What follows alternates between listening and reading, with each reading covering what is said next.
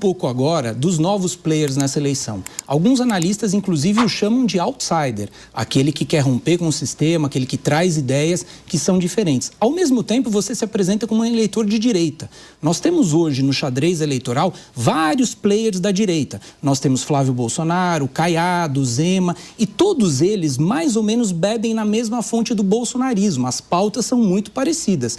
Me parece que você, ao contrário, bate muito em Flávio Bolsonaro e até mesmo na chamada direita bolsonarista. Só que o eleitor não sabe ao certo o que é essa direita que é diferente da direita bolsonarista. O que seria a direita missionária, pegando um gancho do nome do seu partido, a missão? O que te aproxima, na teoria e na prática, da direita bolsonarista e o que te afasta? Olha, uma coisa que é legal, esse eleitor que hoje ainda é bolsonarista, ele já esteve conosco antes. Quando a gente marcou as manifestações que derrubaram a Dilma, quando a gente apoiou a Lava Jato, quando a gente apoiou reformas como a PEC do teto e a reforma trabalhista, este eleitor que hoje, vamos colocar, é bolsonarista, lutava ao nosso lado. Ele esteve conosco. E a diferença do período que ele esteve com o Bolsonaro para o período que ele esteve conosco é que conosco ele ganhava. A gente venceu tudo. A gente derrubou o governo da Dilma, a gente apoiou a Lava Jato, o Lula foi preso, autoridades corruptas foram presas, reformas importantes passaram. A partir do momento que ele passou a cultuar o Bolsonaro, esse eleitor passou a perder. Então, eu começo já fazendo essa provocação. Se ele fizer um exercício de memória, ele vai lembrar que conosco a gente vencia. Os nossos valores são os mesmos daquela época. Termos valorativos, as crenças que a gente tem no Brasil diferente, combate à corrupção, uma institucionalidade mais séria, divisão dos poderes, colocar em certas caixinhas poderes que estão saindo deles, como é o caso do judiciário. Mas hoje nós estamos muito mais maduros e hoje nós estamos apresentando propostas que estão cativando as pessoas e trazendo discussões que ninguém está fazendo no Brasil. A discussão sobre desfavelização, ela não existia até a gente colocar na pré-campanha. A discussão sobre data center no Nordeste, sobre investimentos em infraestrutura, sobre o uso inteligente da energia para a gente gerar desenvolvimento econômico. A pauta do Nordeste é a solução e não um problema, como eu coloquei e foi imitado pelo Flávio Bolsonaro, são pautas que a gente está trazendo. E essas são coisas que esse eleitor de direita pode, vamos dizer, abraçar, porque no fundo ele acredita nisso. O eleitor de direita ele não acredita lá no PL da misoginia que o Flávio passou. Se perguntar para o tiozão do Zap que votou no Flávio Bolsonaro, ele fala, pô, isso é um absurdo.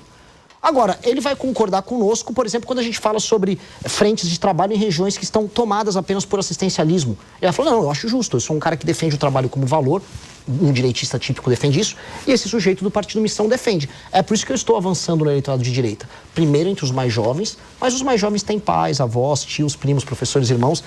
Nós vamos chegando lá. O senhor disse que vai acabar com a raça do Flávio Bolsonaro. O que quer dizer isso aí? Bom, claramente não é eliminar a raça da família Bolsonaro, que veio da Itália, né? A etnia dos Bolsonaro, mas do ponto de vista político, eliminar a presença nociva da família na política brasileira. A família Bolsonaro, ela destruiu aquilo que a gente chama de direita.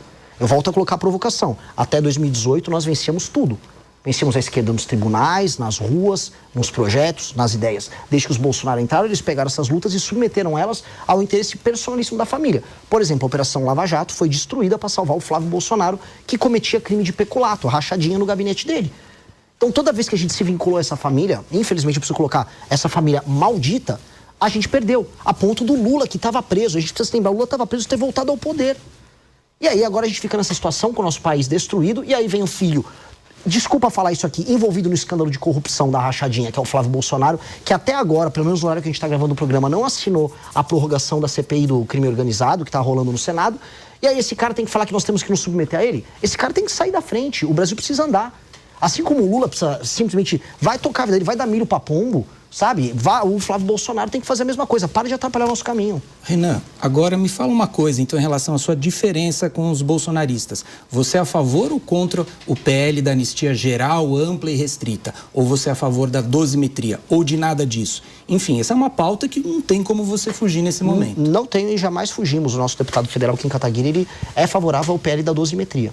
Porque a gente acredita numa coisa, por mais que, haja vícios formais, e qualquer um que vem do campo do direito sabe que houve vícios formais no processo como um todo que envolve aquelas pessoas, e o próprio Jair Bolsonaro, há também o cometimento do crime. Aquelas pessoas não estavam passeando, olha, estou aqui num domingo, vim entrar no Palácio do Planalto, né? Vim montar um acampamento dentro do STF. Aquelas pessoas praticaram um crime. E se fosse o STF cometendo esse crime, todo mundo falaria que essas pessoas tinham que estar presas. Eu acho que a lei tem que ser para todas. Dito isso, uma dosimetria, dado que nós temos agora pessoas que foram presas por crimes menores do que, por exemplo, um estuprador, tem que ser feita. E essa dosimetria tem que beneficiar todos ali. Então nós votamos a favor do PL da dosimetria e é isso que nós defendemos, a dosimetria. Não uma anistia ampla, geral e restrita, porque a gente está vendo o seguinte, está autorizado você quebrar tudo quando você quiser, do jeito que você quiser? Não pode ser várzea. Senão a gente vai tratar o país assim, ó. É várzea. Se o cara tá de verde e amarelo e eu sou verde e amarelo, pode. Se o cara tá de vermelho, não pode. E o cara de vermelho vai falar a mesma coisa. Pro lulista, o Lula perde a eleição agora no fim do ano, então ele manda a turma dele invadir tudo. Eu acho que a gente tem que ter critérios objetivos. A lei e a ordem tem que funcionar para todo mundo. Por favor.